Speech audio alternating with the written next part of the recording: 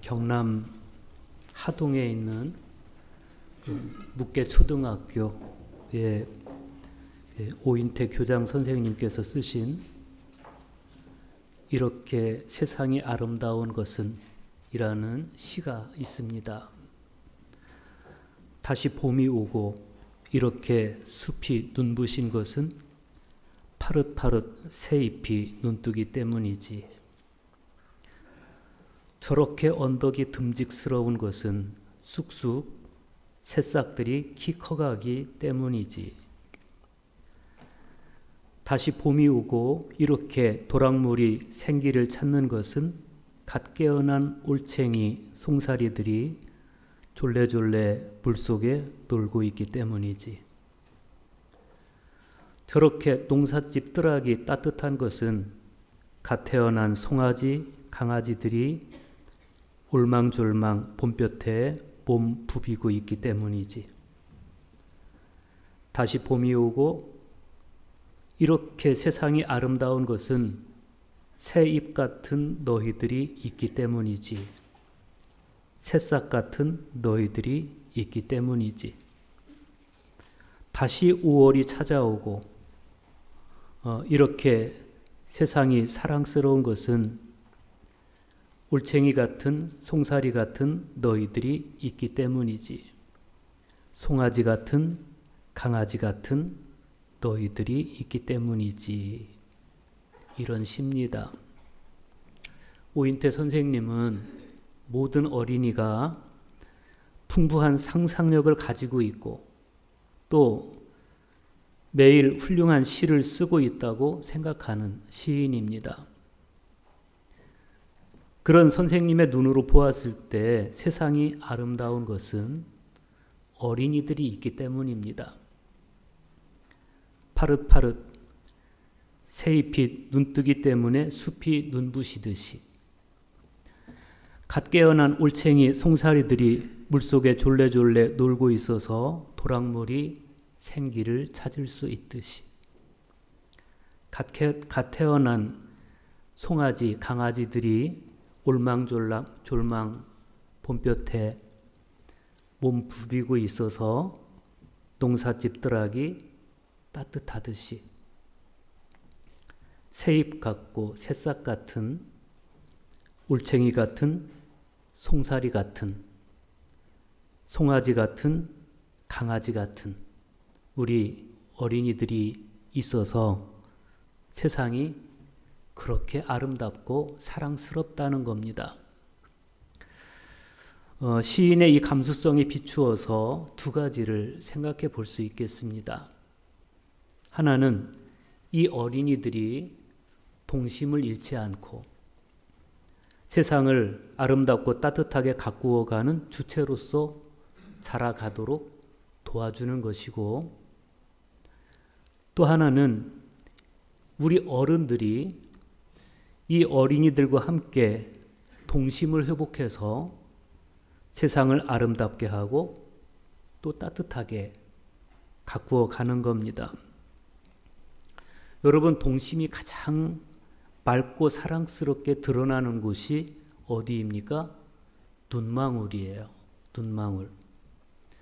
그 눈망울을 보면 저분이 얼마나 맑은 사람인지 알 수가 있죠.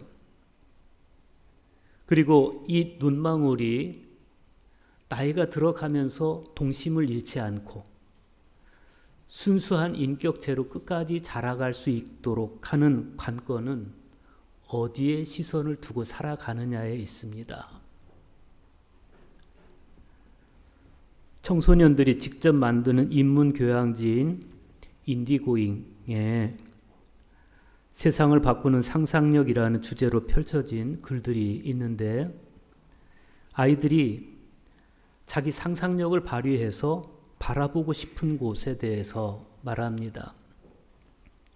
16살 정재웅이란 청소년은 소위 사람들이 생각하는 명문대학, 지식이 많은 사람, 돈을 많이 번 사람이 행복하다는 통념에서 벗어나서 모든 사람이 각자의 행복 이야기를 만들어내는 곳을 나는 보고 싶다. 이렇게 말해요. 16살 김수희 청소년은 자연의 아름다움과 자신의 뒤를 따라오는 사람들을 바라보고 자신의 삶을 더 나은 방향으로 이끄는 마음의 눈을 갖기를 원한다. 이렇게 말합니다. 청소년들의 눈망울은 그렇게 순수한 곳을 바라보고 있는 겁니다.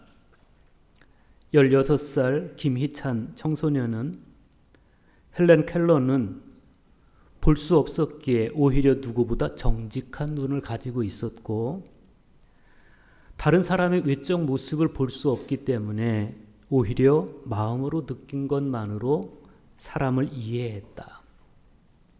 그러면서 자신도 평범하지만 위대한 사람들을 새롭게 바라볼 수 있도록 노력하겠다. 이렇게 말해요. 이런 시선의 변화는 그들의 삶을 바꾸어내고 그들의 미래를 아름답게 해줄 것입니다. 그러면 그리스도인으로서 나의 시선은 어떤 변화를 맞이해야 할까?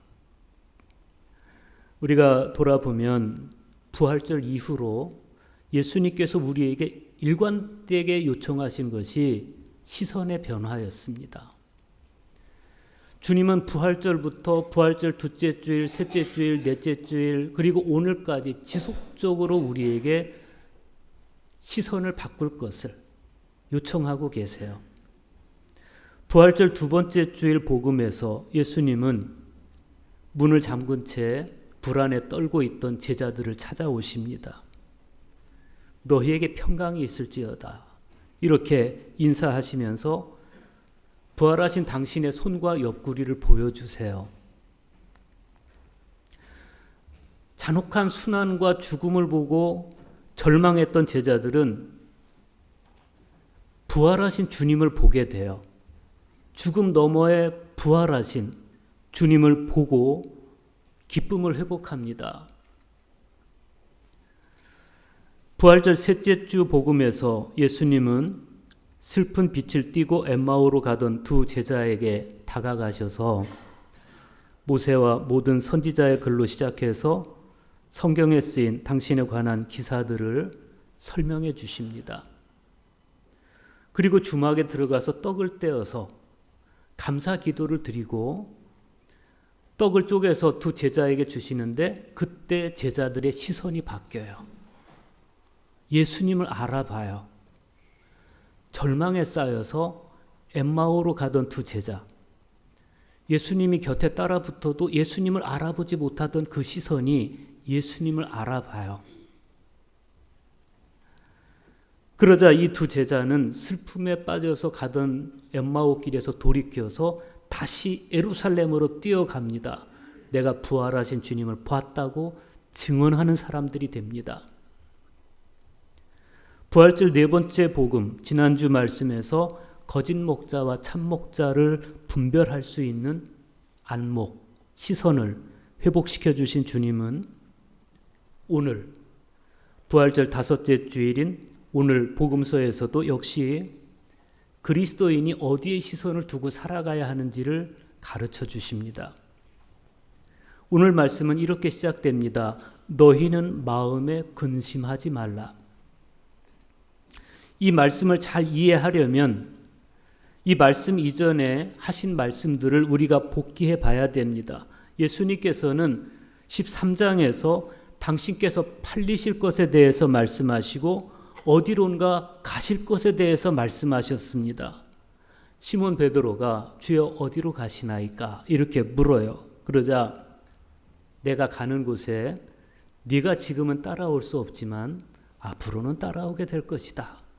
이렇게 말씀하세요. 나는 팔릴 것이다. 너희를 떠나야 된다. 이렇게 말씀하셨을 때 그때 제자들은 근심에 빠졌습니다. 그래서 오늘 복음서의 말씀이 너희는 마음에 근심하지 말라 이렇게 시작이 되는 거예요. 어떻게 하면 근심하지 않을 수 있을까? 시선을 바꾸면 되는 겁니다. 인간의 지성과 감성과 의지의 중심지이고 존재의 가장 심층적인 곳이 마음이에요. 카르디아라고 하는 마음. 너희는 마음에 근심하지 말라. 마음이 근심에 사로잡히면 모든 것이 부정적으로 보이고 모든 것이 어둡게 보이는데 마음에 근심하지 말아라. 이 마음에서 근심을 걷어내려면 그러면 어떻게 해야 되겠는가? 주님은 제자들의 시선을 조정해 주세요. 2절과 3절 보십시오. 내 아버지 집에 거할 곳이 많도다. 이렇게 시작돼요. 그러면 어디를 보라는 거예요? 내 아버지의 집을 보라는 거예요. 내 아버지의 집에 거할 곳이 많도다. 그렇지 않으면 너희에게 일렀으리라. 내가 너희를 위하여 거처를 예비하러 가노니 가서 너희를 위하여 거처를 예비하면 내가 다시 와서 너희를 내게로 영접하여 나 있는 곳에 너희도 있게 하리라. 그러면 우리 시선은 예수님 계신 곳 봐야지요. 나 있는 곳에 너희도 있게 하리라. 이 말씀을 통해서 예수님께서는 인간 존재의 가장 비극적인 순간에 느끼게 되는 근심을 영의 눈을 뜨고 맞서게 하십니다. 육에 갇힌 시선으로 그냥 표면적 죽음만 보고 있으니 죽음 이후에 닥쳐올 그 정처 없음에 대한 근심 때문에 그들의 마음이 온통 어지럽고 어둡고 그렇습니다. 그래서 지금 제자들은 믿음의 눈을 떠야 되는 거예요. 영의 눈을 떠야 되는 겁니다. 헬렌 켈러가 육신의 눈이 어두웠지만 마음의 눈으로 사람을 봤듯이 영의 눈을 떠야 되고 믿음의 눈을 떠야 그 시선이 바뀌어야 마음의 근심이 사라지는 거예요. 정복할 수 있는 거예요. 그러면 믿음의 눈을 뜨고 어디를 보라는 거예요? 내 아버지의 집을 보라는 거예요. 내 아버지 집에는 거할 곳이 많도다. 주님의 이 말씀은 너무 명쾌하고 너무 분명합니다. 내 아버지 집은 아버지께서 거하시는 곳입니다. 그런데 거기 너희 거할 곳도 있다라고 말씀하십니다. 만일 거기에 너희 거할 곳이 없다면 내가 너희에게 일렀으리라. 우리는 이 말씀을 통해서 제자들이 거할 곳이 아버지의 집에 마련되어 있다. 그것을 확실하게 인식시켜주고 싶어 하시는 주님의 마음을 읽을 수 있습니다. 그런데 제자들의 마음은 여전히 흔쾌하지가 않아요. 예수님께서는 아버지께로 가신다고 하시는데 여전히 시선이 육에 매여 있고 표면적 세계에 갇혀 있는 제자들로서는 그 마음을 정복하고 있는 근심을 여전히 떨쳐내지 못하고 있습니다. 예수님께서 이어서 내가 어디로 가는지 그 길을 너희가 아느니라 이렇게 말씀하시는데 여전히 제자들은 예수님께서 말씀하시는 그 길을 어떤 목적지에 이르기 위해서 걸어가는 그런 물리적인 장소, 물리적인 길로만 생각하고 있는 겁니다. 그 길이 예수님 자신을 가리키는 말씀이라고는 꿈에도 생각하지 못하고 있습니다. 그들은 예수님 안에 있는 길을 보지 못하고 예수님 밖에서 길을 찾고 있습니다. 그런 제자들의 마음이 가장 안쓰럽게 드러나는 것이 바로 도마의 물음이에요. 주여, 주께서 어디로 가시는지 우리가 알지 못하거늘 그 길을 어찌 알겠습니까? 이거예요. 주님은 제자들에게 내가 어디로 가는지 그 길을 너희는 이미 알고 있다 이렇게 말씀하시는데 도마의 대답은 주께서 어디로 가시는지도 모르겠고 그 길도 모르겠다는 거예요. 왜 이런 일이 벌어집니까? 그리스도 안으로 깊이 파고 들어야 찾아지는 길을 그리스도 밖에서 찾고 있기 때문에 그래요. 어쩌면 오늘날 교회들이 빠져있는 함정이 바로 그건지도 모르겠어요. 요즘 교회들은 자꾸 비전을 이야기하고 축복을 이야기하고 그러면서 하나님께 예배하는 것에 최선을 다하지 않고 자꾸 무슨 행사를 하려고 그래요. 그리스도 밖에서 길을 찾아야 아니라는 거예요. 먼저 그리스도를 향해 서야 되는 겁니다. 예수님을 향해 서야 되는 겁니다. 그리고 그분께 예배하는 것에 최선을 다해야 됩니다. 그리스도를 바라보고 그리스도 안으로 깊이 머물러 있어야 찾아지는 길을 자꾸만 그리스도 밖에서 찾으려 하니 그 길이 찾아질 리가 만무합니다. 김선우 시인은 눈 그치고 잠깐 햇살이라는 시에서 조그만 나뭇잎 한 장 속에 일생의 나무 한 그루와 비바람이 다 들어있다. 그래요. 우리가 떠야 할 시선이 바로 이런 시선이에요.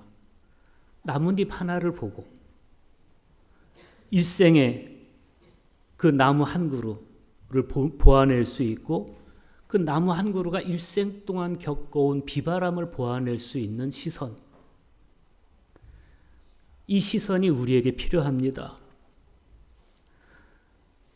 조그만 나뭇잎 한 장 속에서 일생 동안 자란 나무 한 그루와 일생을 겪은 비바람을 보듯이 예수 그리스도를 바라보면서 이미 그분이 걸어오신 고난을 보고 그분의 부활을 보고 그리고 그분 안에 마련된 우리 존재의 새로운 차원의 생명의 길, 새로운 차원의 존재의 길을 보아낼 수 있는 시선을 우리가 떠야 길이 보이는 겁니다. 길을 모르겠다고 도마가 그렇게 말해요. 그런 도마를 향해서 예수님께서 아주 중요한 말씀을 하십니다. 내가 길이다. 내가 진리다. 내가 생명이다. 나로 말미암지 않고는 아버지께로 올 자가 없다. 주님은 마침내 요한복음에 강하게 나타나고 있는 그리스도론의 중대한 한 대목을 말씀하시는 겁니다. 아버지께 이르는 길은 그리스도가 아닌 다른 길에서 찾아지지 않는다는 겁니다. 자꾸만 엉뚱한 곳에서 길을 찾고 있는 도마에게 예수님은 내가 길이야 라고 말씀을 하시는 거예요. 그런 면에서 예수 그리스도는 그 존재 자체로 성사이십니다. 예수 그리스도를 보면 길이 보입니다. 예수 그리스도를 보면 진리가 보입니다. 예수 그리스도를 보면 생명이 보입니다. 뿐만 아니라 예수 그리스도를 보고 예수 그리스도를 알면 성부 하나님도 보고 알게 됩니다. 7절 보십시오. 너희가 나를 알았더라면 내 아버지도 알았으리로다. 이제부터는 너희가 그를 알았고 또 보았느니라. 바로 그런 이유로 지난 2000년 동안 온 인류가 예수 그리스도 안에 있는 길과 진리와 생명으로 살기를 원했고 예수 그리스도를 통해 성부 하나님을 보고 예수 그리스도를 통해 성부 하나님을 알고 삼위일체 하나님 안에 자기 존재를 담아 온 겁니다. 그중 한 사람이 바로 오늘 사도행전에 등장하는 스데반이에요. 초기 예루살렘 교회에서 12사도 외에 7명의 지도자를 다시 세웁니다. 그 중에 한 사람이 스데반입니다. 스데반은 그리스도교 최초의 순교자이기도 했습니다. 그가 순교할 수 있는 힘은 어디에 있었을까? 시선에 있었어요. 시선. 예수 그리스도를 바라보는 시선. 지금 스데반은 누명을 쓰고 재판을 받기 위해서 산헤드린 공회에 끌려가 있습니다.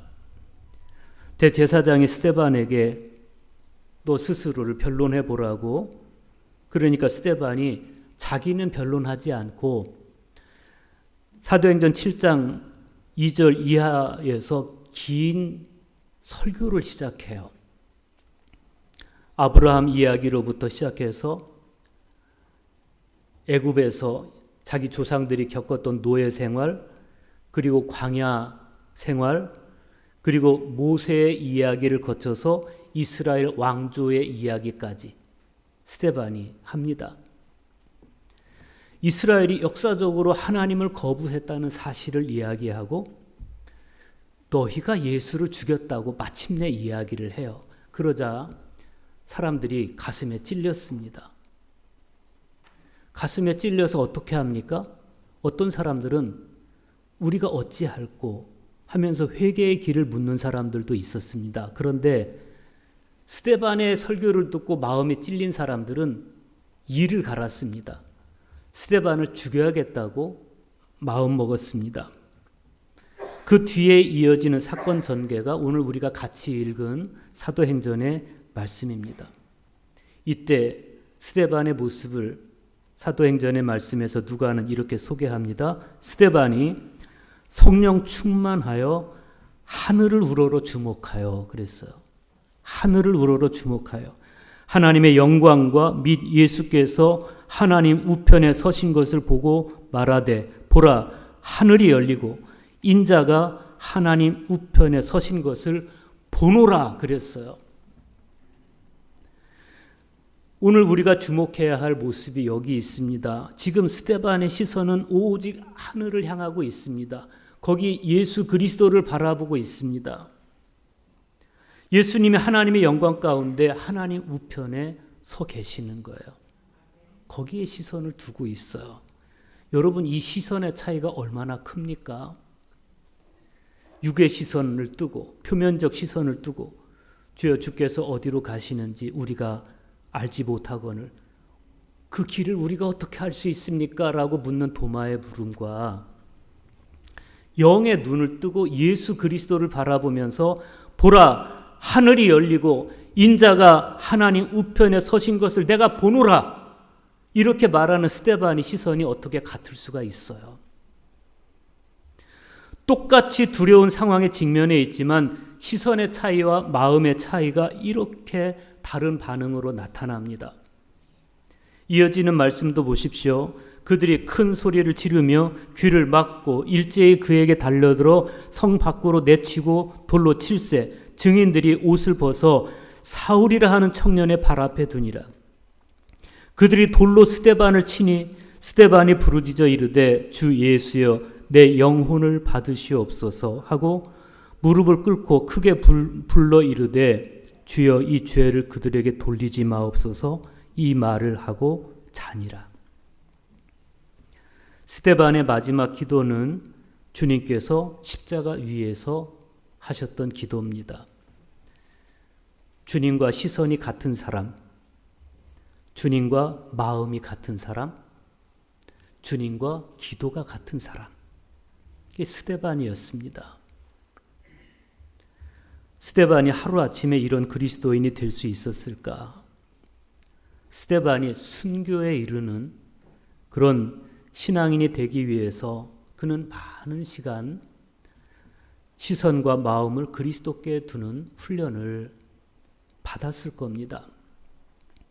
스데반은 순전하고 신령한 말씀으로 양육받았고 그로 말미암아 구원에 이르도록 그의 영혼이 자란 겁니다. 오늘 서신서에서 사도 베드로는 말씀합니다. 갓난 아기들 같이 순전하고 신령한 젖을 사모하라. 이는 그로 말미암아 너희로 구원에 이르도록 자라게 하려 함이라. 너희가 주의 인자하심을 맛보았으면 그리하라. 사도 베드로는 왜 신앙인들에게 갓난 아기처럼 순전하고 신령한 젖을 사모하라고 말합니까? 말씀을 통해서 신령한 젖인 말씀을 통해서 예수 그리스도를 바라보는 사람만이 어떤 상황에 처해져도 믿음으로 반응하기 때문입니다. 스데반이 그랬습니다. 스데반이 말씀을 통해서 그리스도를 보았을 때 그 맑고 순박한 신앙의 시선으로 인해서 스데반은 참 믿음의 사람이 될 수가 있었습니다. 자기를 향해서 이를 가는 사람들을 보지 않았습니다. 돌을 들고 자기를 험악하게 내리치는 사람들을 보지 않았습니다. 그 순간에 하나님 우편에 서 계신 예수 그리스도를 순일하고 맑은 시선으로 바라봅니다. 오늘 어린이 주일을 맞이해서 우리 어린이들 또 어른들 모두에게 스데반과 같은 시선의 회복이 있기를 축복합니다. 어린이들은 동심을 잃지 않고 순수한 시선으로 예수님을 바라보고 예수님 안에서 세상을 보고, 어른들도 어린이들과 함께 동심을 회복해서 순수한 시선으로 예수 그리스도를 바라보고 예수님께서 계신 곳에 우리도 있는 거예요. 예수님은 이렇게 말씀하십니다. 나를 믿는 자는 내가 하는 일을 그도 할 것이요. 누구처럼? 스데반처럼. 예수님께서 하신 기도를 스데반이 그대로 해요. 또한 그보다 큰 일도 하리니 이는 내가 아버지께로 감이라. 아버지께서 하신 일을 나도 하다가 아버지께로 가서 아버지 우편에 서는 것, 그것이 예수님께서 우리에게 보여주신 우리의 미래이고 우리의 이상입니다. 이 행복을 보고 사는 사람은 스데반처럼 살 것이고, 이 행복이 보이지 않으면 여전히 마음이 근심에 정복당한 채로 정처 없는 삶을 살고 말 것입니다. 하늘은 궁극적인 생명이 은폐된 곳입니다. 그 하늘이 열렸다고 그럽니다. 그 하늘이 열렸다는 것은 진짜 생명이 마침내 실체를 나타냈다. 없다가 갑자기 나타난 것이 아니라 여전히 거기 있었던 것인데 영의 눈을 뜨니까 보인 거예요. 이전엔 안 보였어요. 거기 있는 하나님의 나라가 안 보였습니다. 하나님 우편에 계신 주님도 안 보였습니다. 그런데 믿음의 눈을 뜨면 보이는 겁니다. 스데반이 본 이상이 바로 그거예요. 예수님은 너희도 그럴 수 있다라고 말씀하세요. 스데반이 보았던 그 하늘과 스데반이 보았던 그 주님을 본 사람만이 참 그리스도인입니다. 그러기 위해서 마음을 근심에 방치해 두지 말고 이제 눈을 떠야 됩니다. 신앙의 눈, 믿음의 눈을 뜨고 매일매일 신령한 젖으로 마음을 일깨우고 성령의 은총이 마음으로 임하시도록 해서 여러분의 하루하루가 가슴 벅찬 파스카의 신비가 이루어지는 매일매일 되시기를 축복합니다.